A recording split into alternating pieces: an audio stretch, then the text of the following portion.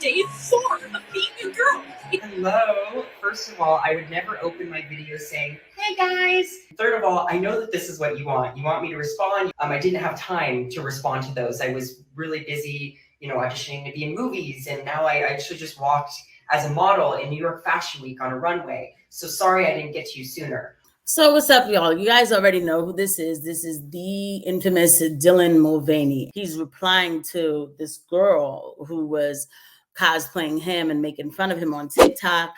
And he's gonna go on and act like he's reading her, but you can tell it's more of a read to everybody about the situation with Anheuser-Busch and just how conservatives or anybody who has not taken to him in a positive way, it's a read for all of us, okay? What you're doing, I think, is comedy in your mind. It's, I see that you're putting a lot of time and energy and, maybe even money, but you're doing all those things to mock me. More specifically, you just kind of, I think, hate trans people. Does this person really look like a trans person? I'm going to step away from the mental health discord that I think these people have, that their mind disassociates with what they see and, all of that. And for a second, I'm just going to go ahead and say, okay, trans people, right? Like, all right, trans.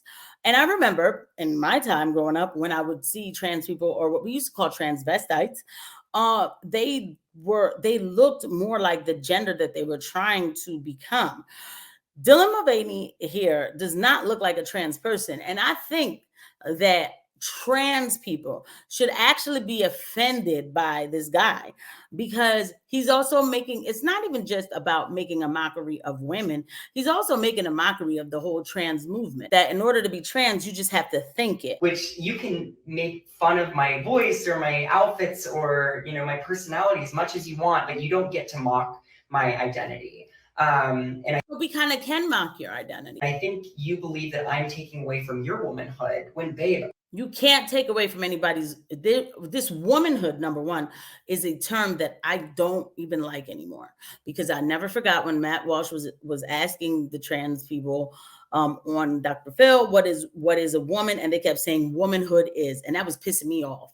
Nobody asked about womanhood. We're not talking about womanhood. I don't identify as womanhood. I identify as a woman. I am here to support you in any way I can. That's why I wanted to give you some advice on, this career path of you being a comedian, or maybe you want to be on SNL. I don't know what your whole gimmick is, but the fact that all of your comedy is so lowbrow, and it's sort of the lowest form of comedy, in my opinion, and you have a few people that enjoy your videos right now, but that's not going to last for very long. And so that is the pot calling the kettle black.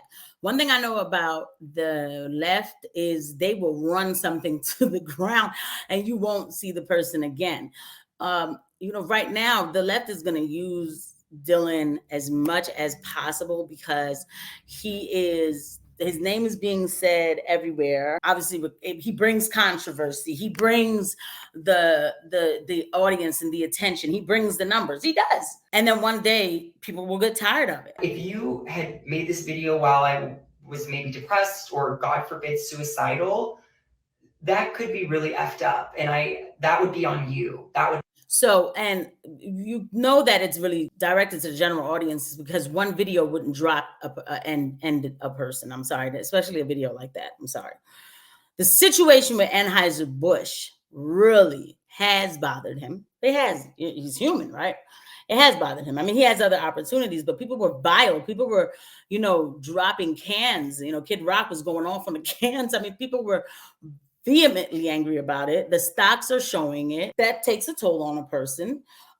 This is not a pity argument for Dylan Mulvaney. This is me explaining the human mind. Who knows what he could have did? That would have been on him, though. We cannot. And so there it is right there. How would you feel if I dropped myself, because you did this? You dropped yourself. We need to separate from this thought of, I have to be careful with my behavior because somebody else could end themselves because of me. If you know you're conducting yourself in society appropriately and you're making comments or opinions, assessments about something, you have a right to do that. We can't always think about, somebody might end themselves. That is their choice. That means that they had that coming. They were thinking about doing that long before you came around. You know, this walking on eggshells has got to stop. This world is so messed up right now. There's so much horrible things that are happening. And you are one of them. See, the problem now is that what he's doing, you know, everybody's so concerned about Dylan Mulvaney. Yeah, but children are seeing this, especially little white boys. They will emulate this at some point. You know, he's on TikTok. He calls himself a girl, not a woman. But because I see us as equals, I'm a woman. I'm a woman, you know, and he keeps saying it. It's like he's trying to convince himself. And this is what it's come down to. And so we are, so tell me, I want you to comment below and let me know what you think. Tell me, is this okay that a man can put on a dress and say he's a woman? And tell me that this is not a mental disorder or a delusion. Now, me personally, I think it's a personality disorder. And again, I ask you, look at this man and his shoulders and his face. That's a man. Look at that face. And he says he's a woman and he feels equal to women. He just put a dress on and society's saying that, yes, that is a woman.